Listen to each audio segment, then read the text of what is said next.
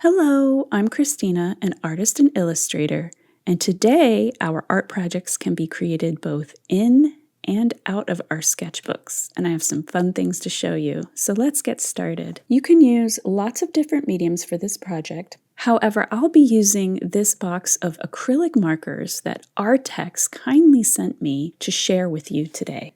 I'm so excited because there are 120 vibrant colors in this set, and I can't wait to open it up. I'm a big fan of using Arrtx markers in my sketchbook, and this box is no exception. It comes with this sticker label of all of the swatches and pre-printed numbers on these markers so I can get started with them right away.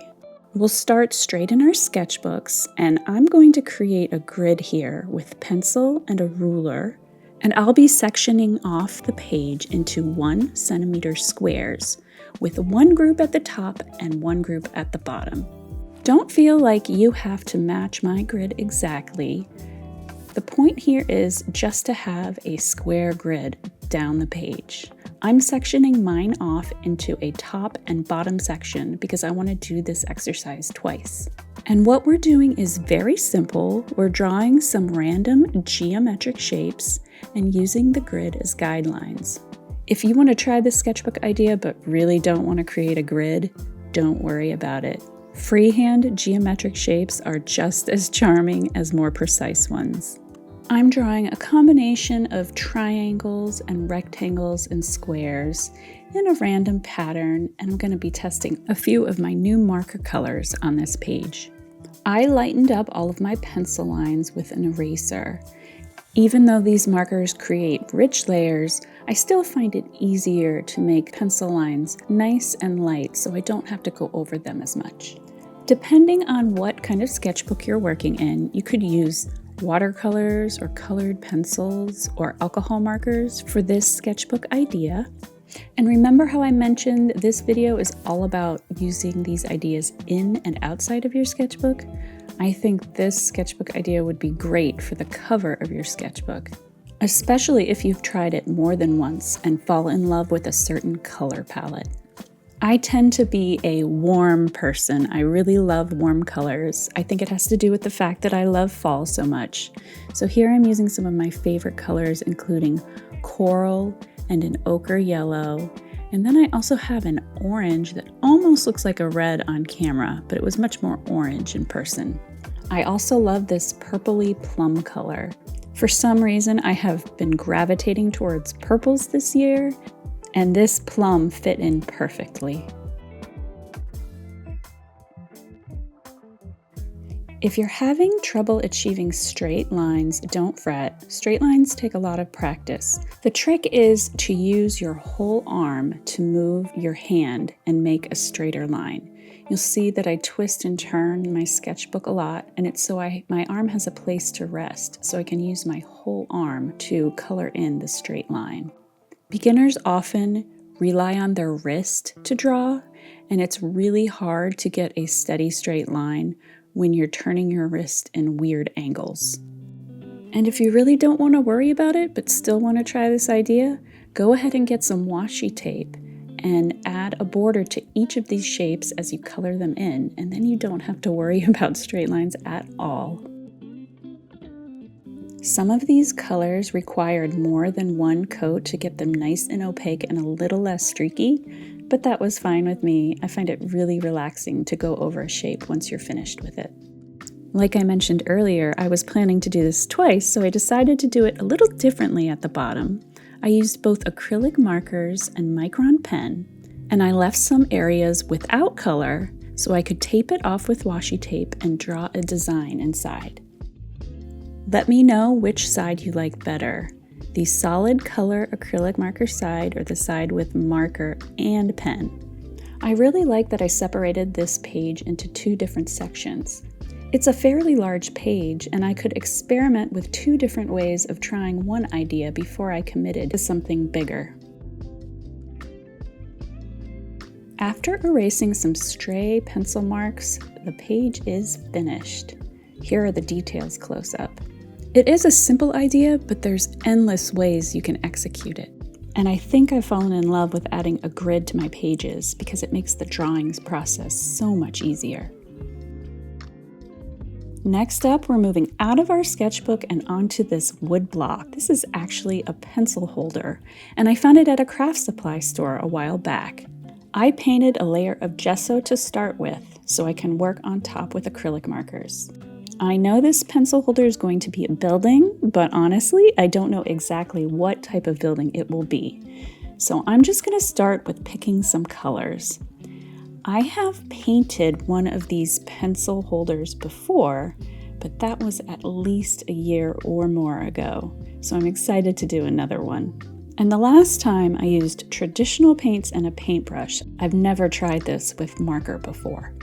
Don't forget, if you don't have a piece of wood, this exercise can easily be done in your sketchbook.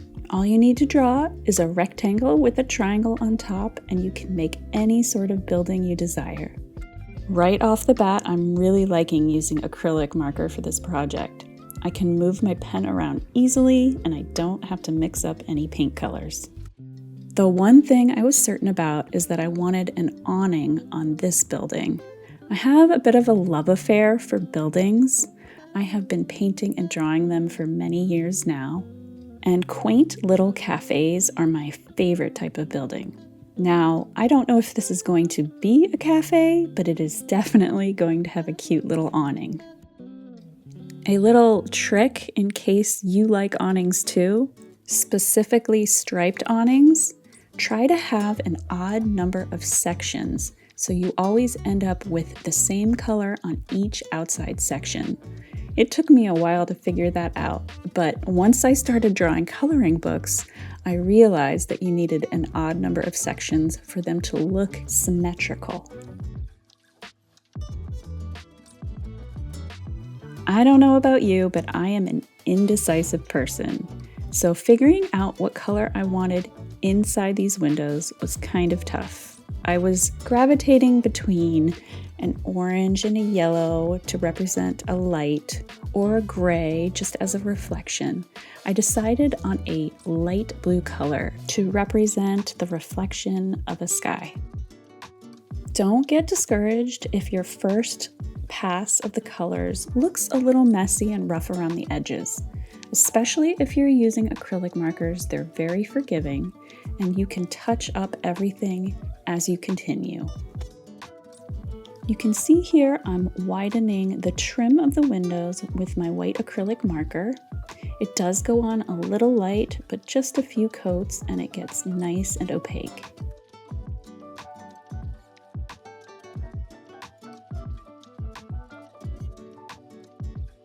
If you try this sketchbook idea, I would love to know what kind of building you create. Please let me know in the comments below.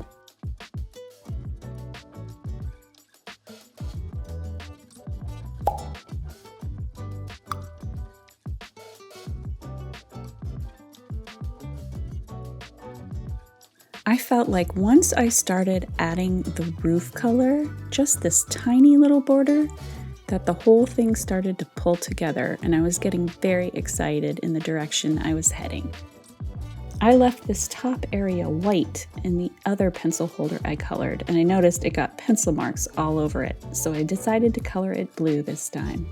And I finally figured out what kind of building I'm going to make. A bookshop, because I love bookshops just about as much as I love cafes. I'm starting by drawing small shelves in the windows, and I'll fill it up with very simple shapes to represent books. Just tiny lines at different angles. If you were to chat with me when I first started creating art, and I was creating this specific piece, I would be very hard on myself at this point, thinking, these lines look really sloppy. They don't look like books at all. Back then, I used to think you needed every little line and every little detail and make everything look as realistic as possible. But as I have grown over the years, I realize that styles come in different shapes and forms. And all of this put together looks very cute at the end. It doesn't have to be perfect. It doesn't have to be realistic. You just have to have fun creating it. I'm realizing that this bookshop needs a sign, so I've added one with white and blue right above the awning. I'll need a couple of coats of the white to make it nice and opaque. And I did not like the brown I used at first, so I went right over it with the blue. I've also decided I want to add a bit of shadow under this awning. So I'm taking a color that's one step darker than the blue of the building exterior and putting it right under the awning as a line. It doesn't look like it's much darker at first, but as it dries, you can see here, it does look like a slight shadow. I'll also add a bit of a darker brown to the edge of the door and inside the windows to add a little bit more shadow as well. Our bookshop is complete, and I think it's super cute. I've decided not to seal it. I don't really think it's necessary. It'll just stay at the table with my kids' homework. For our next project, I'm revisiting an old sketchbook idea, these cute cats. I'm going to add them to this tiny canvas with my acrylic markers. If you haven't seen that one yet, I'll go ahead and link to the video down below. I did use a stencil for that project, and I tried to use it here again, but this canvas is a little bit bigger, so I decided to freehand my cat right in the center. To be honest, I have never tried acrylic markers on canvas before, so I'm really curious to see how it will turn out. As usual, I'm lightening up my lines so I don't have to cover them too much later. Right off the bat, I love how the way these markers feel on the canvas. It goes on so smoothly. I did paint my canvas with gesso because I had drawn a different design on it and I was covering that up. So I'm not sure if the markers would feel as good as on an unprimed canvas as it does here, but I have a feeling it'll be pretty similar. Sometimes I wonder why a person of my age loves to draw sweet little childlike designs so much. And the more I think about it, the more I realize that it just doesn't matter. You get to draw what makes you feel happy. A few years ago, I would sell my art at art markets. And my favorite things to sell were these little wood chip ornaments that I would paint with cute little critters on them. The best thing in the world would be selling these ornaments to these kids who would bring me their own money and just giggle with delight at these polar bears and cats and dogs and take them home and hopefully treasure them forever. Let me know if I'm not alone in that I like drawing cute juvenile things, especially if you're a little bit older like I am. I'd love to hear what brings you joy.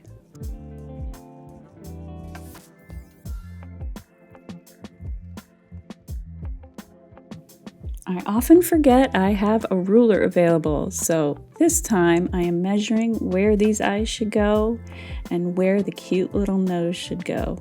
And stay tuned, we're not just going to be drawing a cat, we're going to add a little pizzazz to it when we're done. Right here, my acrylic marker went on a little thick, so I'm using the purple I used for the body and simply going right over the black, and it looks like it never even happened.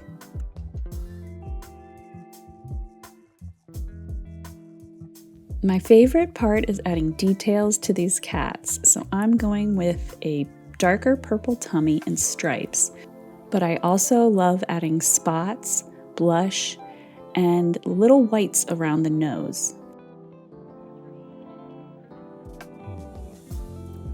And if you're not a cat lover like many of us are, you could make simple changes to the ears and face to make it into a different animal. For example, a bear would have tiny little rounded ears instead of these triangles.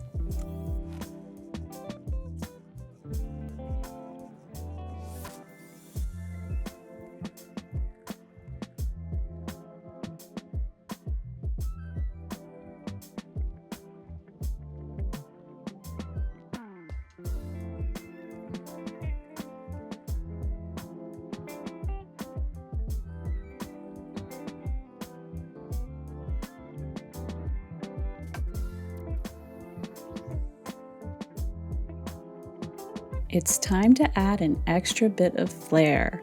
I'm taking some paint on adhesive and I'm going to add add some sparkle to this kitty. Recently, I tried diamond painting and had such a good time. I wanted to try diamond painting on my own art. I have lots of little leftover diamond painting drills from a coaster project I did on a video a few weeks ago, and they are the perfect colors for this cat. After the diamond adhesive is dry, you take your diamond painting tool and add the diamonds wherever you painted the adhesive.